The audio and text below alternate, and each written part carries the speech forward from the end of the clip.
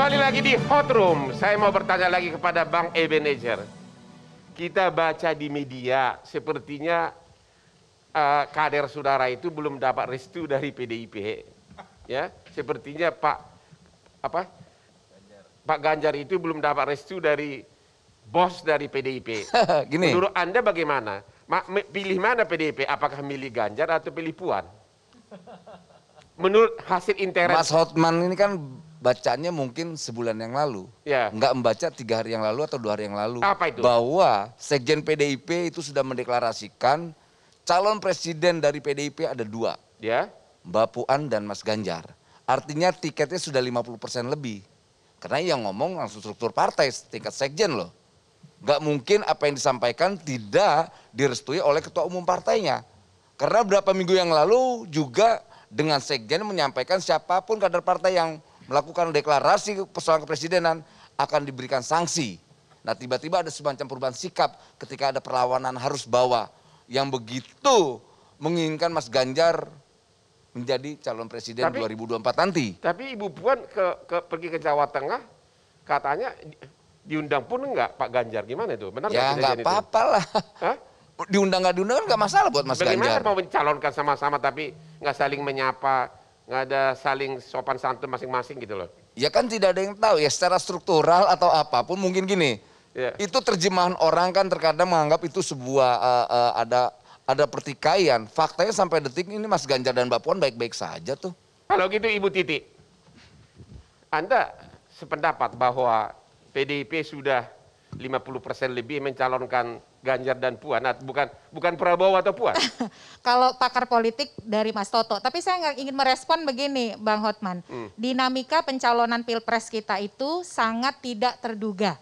Ya. Bahkan yang pernah jadi capres bisa jadi cawapres. 2004 capres, 2009 cawapres. Saya mau tanya konkret dulu, Iya. menanggapi beliau itu. Benar nggak bahwa memang Pak Ganjar sudah dapat lampu hijau dari pengamatan Ibu? Sangat mungkin partai berhitung karena 2024 kan pileg pilpres barengan. Ya. Salah satu keuntungan diserentakannya pileg pilpres ada yang namanya kotel effect. Ya. Orang akan cenderung memilih partai yang mengusung calon presiden yang juga dia pilih. Makanya bapak-bapak di depan ini berusaha membangun posisi tawar tinggi. Kalau calon saya elektabilitas tinggi, punya massa banyak, partai suara bisa naik nih. Karena di 2019 PDIP dan Gerindra itu mendapatkan kotel efek dari mencalonkan kader yang diasosiasikan dengan partai yang terhubung dengan capres.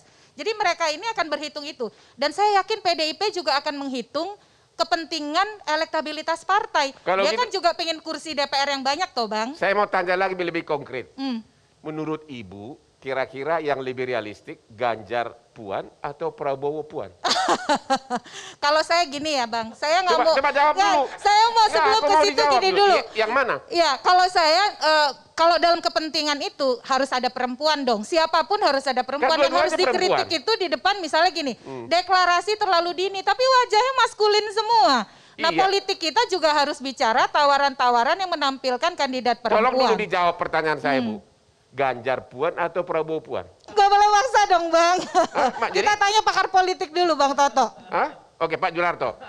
Menurut Pak Junarto, kira-kira yang analisa Bapak dari Dua-duanya nggak masuk akal pilihan itu. Kenapa? Satu, Prabowo dengan Puan. Ya. Saya tidak bisa melihat sebuah logika, ada partai yang elektabilitasnya lebih tinggi, minimal kalau kita lihat 2 pemilu sebelum dan survei-survei yang ada, kemudian ngalah cuma jadi nomor 2. Partai hanya pemenang kedua menjadi capres. Itu logika pertama. Dalam pendekatan kekuasaan logika itu hampir tidak mungkin dipakai. Ya. Yang kedua, kalau kita bicara Ganjar Puan, itu juga hampir tidak mungkin. Sama Kenapa? seperti yang tadi Bang Fahri katakan, walaupun memenuhi prasyarat presidensial threshold, sulit kemudian ada satu partai sombong sendiri, kemudian maju dalam sebuah pertarungan, melawan rombongan lain yang mungkin akan lebih besar. Dan di situ tidak akan ada efek komplementer. Dua-duanya hanya bisa menggait suara PDI Perjuangan, konstituen katakanlah solid, tapi paling mentok-mentok hanya 20%. Analisa Bapak pribadi sebagai ahli nih ya, kira-kira PDIP akan memilih yang mana? Prabowo Puan atau Ganjar Puan? Saya yakin dua pasangan itu malah tidak akan terjadi. Jadi yang akan terjadi apa? Tetapi Hotman kalau Puan, Hotman Paris Puan? Ini yang mengerikan adalah Bang Hotman sudah mengetahui harus ada Puan Maharani. Nah itu yang gitu ngerinya kan. itu. Ini kampanye terselubung atau bagaimana? Kan? Jadi Anda, Bapak nggak bisa jawab? Saya bisa menjawab, saya meyakini PDI Perjuangan berkaca dari pemilu sebelum, Ya. akan memilih capresnya yang bisa memenangkan pertarungan Pilpres dan Pileg tanpa saya menyebut nama. Bang Hotman, kalau saya dua aja Bang. Satu, capresnya nggak boleh cuma dua. Capresnya harus lebih dari dua. Ya. Minimal 3 pasangan calon. Yang kedua, kita narasinya jangan laki-laki terus dong. Perempuan juga harus Katanya ada dibawa. perempuan puan. Nah, betul, makanya Tapi dari Ibu nggak berani gambarnya milih. kita harus masukin perempuan juga. Kalau gitu kita lihat dulu deh. VT deklarasi berbagai tokoh.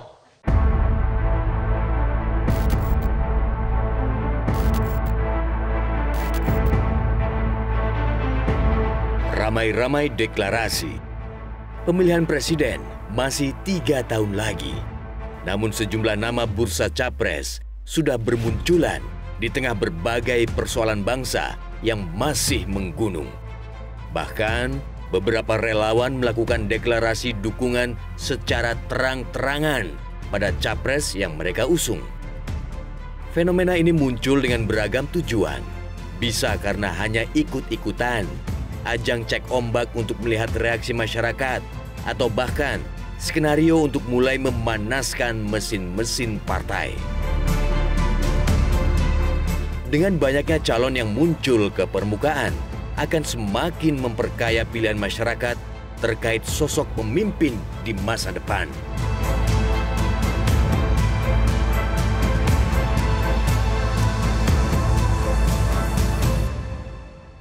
Pak Maman, saya pernah diajak Menko Ekonomi, Menko Equin, olahraga di SCBD. Itu sekitar 3 minggu lalu. Ternyata ada di sampingnya agak pendek-pendek, Pak Caimin. Ya ternyata ada di sampingnya. Anehnya lagi, olahraga tapi wartawan banyak banget sudah diundang. Itu jam 8 pagi di hari Sabtu.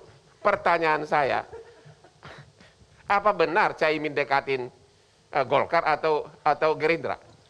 Tidak satupun partai di Indonesia kecuali dia harus melakukan komunikasi dengan partai-partai yang lain. Ya. Itu kata kuncinya. Jadi Apalagi yang didekatin PKB siapa yang sekarang? 9,3%. Sekelas PDIP yang 20, sekian persen itu wajib berkomunikasi. Itu poinnya. Makanya kita berkomunikasi dengan seluruh partai, bahkan dengan partai-partai yang belum ada kursi di parlemen, misalnya dengan Gelora Bang Fahri. Nah, tetapi yang kedua yang ingin saya katakan, Ya udah pertanyaan, benar nggak Pak Caimin dekatin Golkar atau Gerindra? Benar, yes atau no? iya, kata kuncinya kita berkomunikasi dengan seluruh partai bahwa kita ke Golkar, kita ke Gerindra, suatu saat ada beberapa partai juga datang ke DPP kami, ke PKB. Itu sesuatu yang sangat Jadi wajar. yang nyata diincar partai mana? Yang nyata diincar?